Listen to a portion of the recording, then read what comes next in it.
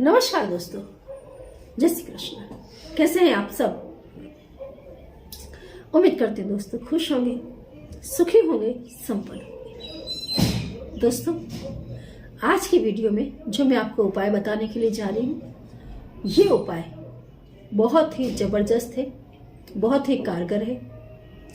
इस उपाय को यदि आप करते हैं, रेगुलर करेंगे तो बहुत अच्छा होगा। नहीं करते हैं, गुरुवार गुरुवार करें।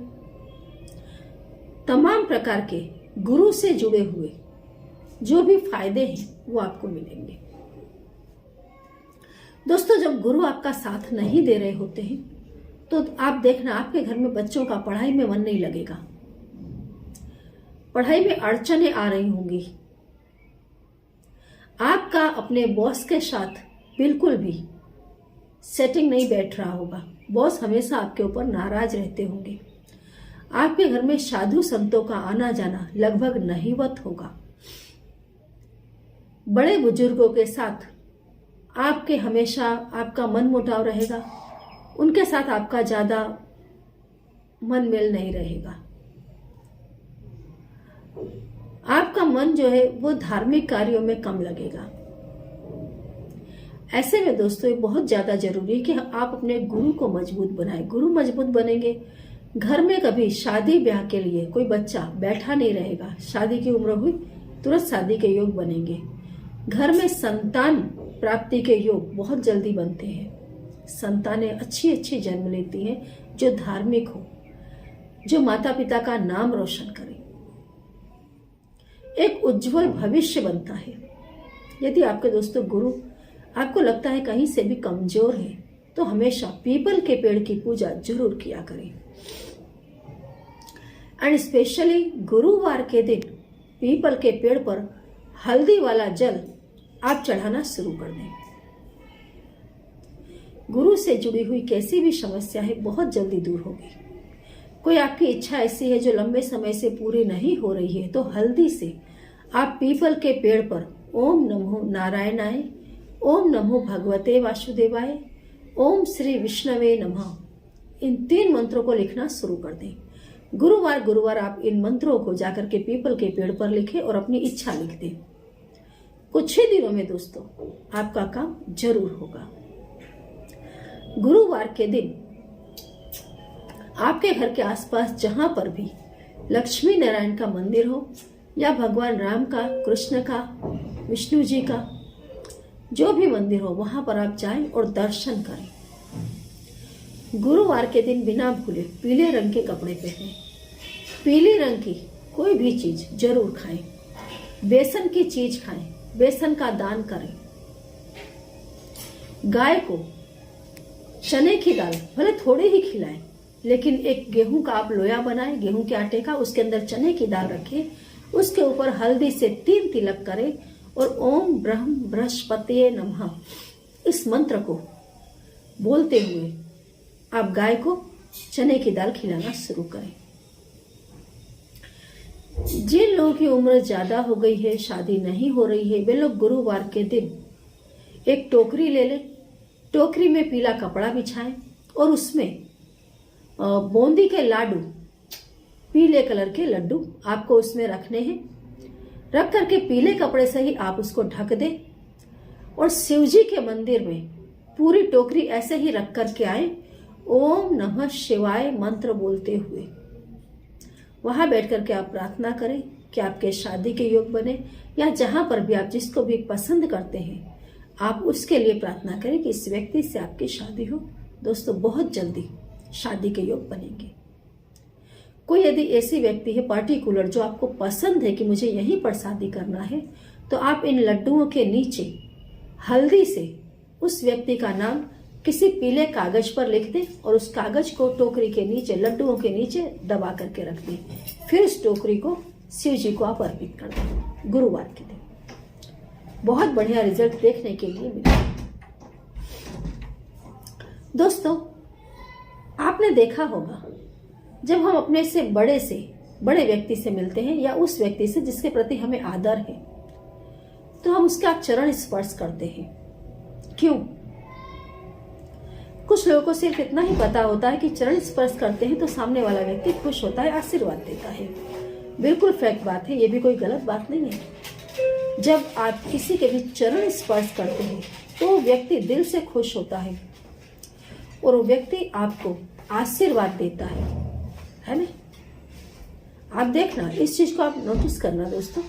कोई भी व्यक्ति है, यदि आपका उसके साथ मन मुटाव हो गया है, किसी कारण से आप दोनों के बीच में मतभेद हो गए हैं, आप सामने से जाएं और उसके चरण स्पर्श कर लें।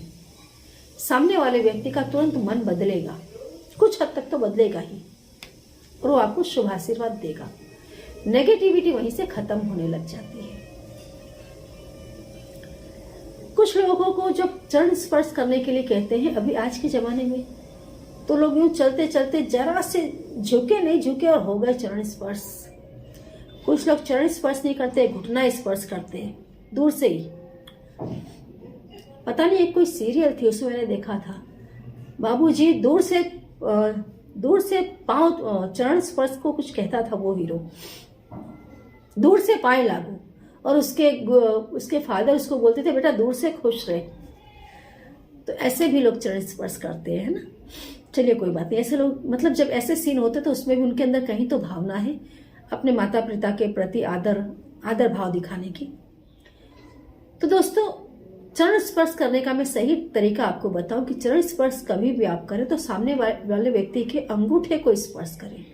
अंगूठे के जो दोनों नाखून हैं उसको जब आप स्पर्श करते हैं तो होता है सही चरण स्पर्श, और सामने वाले की जो पॉजिटिव एनर्जी है वो आपके पास आसानी से आ जाती है। गुरुवार के दिन आप जब सुबह उठते हैं, हथेली दर्शन करें, पृथ्वी माता को नमन करें। उसके बाद में आप अपने पैर के दोनों अंगूठों को अपने हाथ के अंगूठों से ऐसे टच करें, ऐसे पकड़े, और ओम श्री गुरुवे नमः इस मंत्र को 3 बार बोल दें। आपकी खुद की पॉजिटिविटी बढ़ेगी। आपके घर में आपके गुरु की तस्वीर है तो उस तस्वीर पर भी आप जहां पर उनके पैर के पंजे हैं, उनके अंगूठे को छू करके सुबह सुबह उनके आशीर्वाद दें। सुबह सुबह दोस्तों अपने माता पिता के पैर के जो अंगूठे हैं उसे छुएं। जिंदगी बदल जाएगी। जिंदगी में दुख नाम की चीज नहीं रहेगी। दुख किसको बोलते हैं, दरिद्रता किसको बोलते हैं, बदनसीबी किसको बोलते हैं? जिस व्यक्ति के साथ उसके माता पिता के शुभ आशीर्वाद है, गुरु के शुभ आशीर्वाद है, उसके इष्ट के आशीर्वाद है, उसके खुद की पॉजिटिव एनर्जी है, उसको और क्या चाहिए? यही वो तमाम चीजें हैं जो जिंदगी में आपको आगे बढ़ा देती हैं, आपको उन्नति के रास्ते में अग्रसर कर देती है। कई बार आप देखना, मैंने देखा है इस चीज को, जो लोग लाइफ में किसी को देखते हैं कि वो हो ये व्यक्ति कुछ नहीं था और आज करोड़ों कमा रहा है, दुनिया में इसका नाम है, तो उसको क्या लगने लगता है कि ये व्यक्ति मेरे से मतलब मेरे अंदर क्वालिटी नहीं है। सिर्फ उस व्यक्ति को वो बस एक आश्चर्यजनक नजर से देखता है, जैसे कि कुदरत इसके लिए कुछ और थी और मेरे लिए कुछ और है। दोस्तों, उसमें और आप में कोई फर्क नहीं है। उस व्यक्ति ने किसी न किसी जन्म ऐसा बनने का सोचा है और उसके लिए प्रयत्न किए हैं। ये दूर बैठा व्यक्ति, सिर्फ उसको ऐसा लगता है कि जो व्यक्ति बहुत ज्यादा सक्सेसफुल है, उसके पास नाम है, दाम है, वो आपसे अलग है। नहीं, आप एक्चुअली जिसके पास कोई नाम नहीं है और ऐसा कुछ भी नहीं है, वो व्यक्ति ऊपर से ज्यादा सुखी इसलिए होता है क्योंकि वो अपनी जिंदगी को अपने तरीके से जी सकता है। आप देखना, बहुत ज्यादा नेम फेम जिनके पास हो जाती है, वो व्यक्ति उसके जीवन को जी ही नहीं पाता है। अरे रोड ऊपर निकल नहीं पाता है, उसे रोड पर निकलने के लिए भी बुर्का पहनना पड़ता है, अपने मुंह को ढकना पड़ता है, गाड़ी के ग्लास बंद कर देने पड़ते हैं। एक सामान्य व्यक्ति जब भी चाहता है, जहां चाहता है, मस्त घूमता है ना। जितना ज्यादा आप बटोरोगे बर्बाद होगे, ध्यान रखना। जितना ज्यादा आप ओढ़ लोगे, एक दिन आपको सुफोकेशन होगा और होगा। क्योंकि कोई भी चीज कितनी भी बड़ी हो, मिल जाने के बाद उसकी वैल्यू नहीं रहती। आप देखना, ये आकाश में उड़ते पक्षी बहुत खुश हैं, सुबह सुबह वो गीत गाते हैं। कुत्ते हैं, बिल्ली हैं, सुबह सुबह उठते के साथ कूदते हैं, दौड़ते हैं, खेलते हैं। हर व्यक्ति को ये खुशी नहीं मिलती।